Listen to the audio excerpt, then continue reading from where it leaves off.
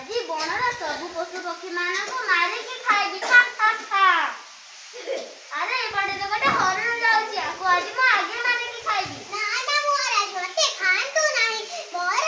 ମୋ ଉପରେ ଦୟା କରନ୍ତୁ। ମୋର ଛୋଟ ଛୋଟ ପିଲାମାନେ ଅଛନ୍ତି, ସେମାନେ ମୋ ବିନା ରହିପାରିବେ ନାହିଁ। ମୁଁ ଯଦି ତତେ ଦୟା କରି ଛାଡ଼ିଦେବି ତାହେଲେ ମୁଁ କଣ ଖାଇବି?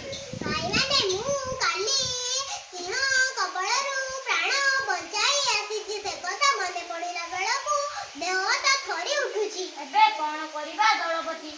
ମୁଁ ହାତୀ ଦଳପତି। ଆଜି ସମସ୍ତେ ସିଂହରାଜଙ୍କ ପାଖକୁ ଯିବା। ତାଙ୍କୁ ବୁଝାଇ କହିବା, ତୁମେ ପ୍ରତିଦିନ ଗୋଟିଏ ଗୋଟିଏ ପଶୁ ମାରି ଖାଇବ।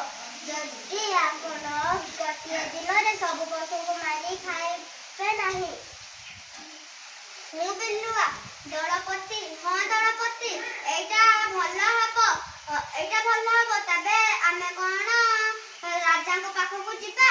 ନିଶ୍ଚୟ ଯିବା। ସମସ୍ତେ ମୋ ପଛେ ପଛେ ଆସ।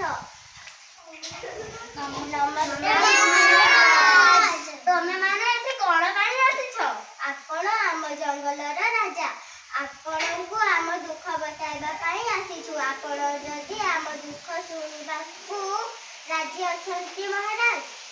କୁହ, କି ଦୁଃଖ ଜଣାଇବ ତମେ? ମହାରାଜ, ଆପଣ ଯେତେବେଳେ ପଶୁ ଶିକାର କରୁଛନ୍ତି ସେତେବେଳେ ପଶୁମାନେ ପ୍ରାଣ ବିକଳରେ ଦୌଡୁଛନ୍ତି। ଅନେକ ପଶୁ ଖଣ୍ଡିଆ ଖାବରା ହେଉଛନ୍ତି। ଆପଣ ଖଣ୍ଡିଆ ଖାବରା ହୋଇ ମରୁଛନ୍ତି। ଆପଣ ଯେତେବେଳେ ଯେତିକି ପଶୁମାନଙ୍କୁ ମାରୁଛନ୍ତି ସେତିକି ଖାଇପାରୁନାହାନ୍ତି। ଆମେ ନିଷ୍ପତ୍ତି ନେଇଛୁ ଯେ ଆପଣଙ୍କ ପାଇଁ ଖାଦ୍ୟ ଯୋଗାଡ଼ କରିବୁ।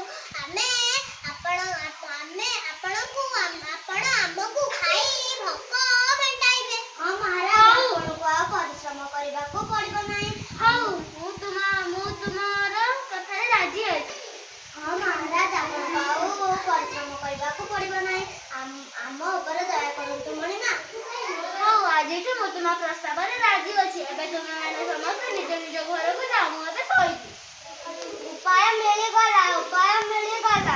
ନମସ୍ତେ ମହାରାଜ। ଆରେ ଦୁଷ୍ଟ, ତୁ ଏବେ ଆସୁଛୁ? ଭୋକରେ ମୋର ପେଟ ଜଳିଲାଣି। ମୁଁ ଛୋଟ ବୋଲି ମୋ ମିତ୍ରମାନେ ମୋ ସାଙ୍ଗରେ ଆହୁରି 4ଟି ଠେକୁଆ ପଠାଇଥିଲେ। ସେ ଠେକୁଆମାନେ କୁଆଡ଼େ ଗଲେ? ଆମେ ଆସୁଥିଲା ବେଳେ ଗୋଟିଏ ସିଂହ କହିଲା, ତୁମେ କୁଆଡ଼େ ଯାଉଛ?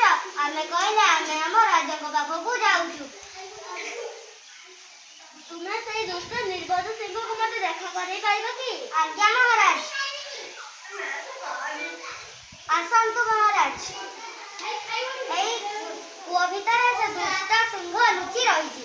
ଆରେ ଦୁଷ୍ଟ ନିର୍ବୋଧ ସିଂହ, ତୁ ଖାଲି କଥାକୁ ଆସ। ତୋର ମୋର ଲଢ଼େଇ ହେବ। ଏ ଲଢ଼େଇରେ ଯିଏ ଜିତିବ ସିଏ ହିଁ ବଣର ରାଜା ହେବ। ଦେଖିଲେ ତ ମହାରାଜ, ଆପଣଙ୍କୁ କେମିତି ଦୁଷ୍ଟ କହି ଗାଳି ଦଉଛି।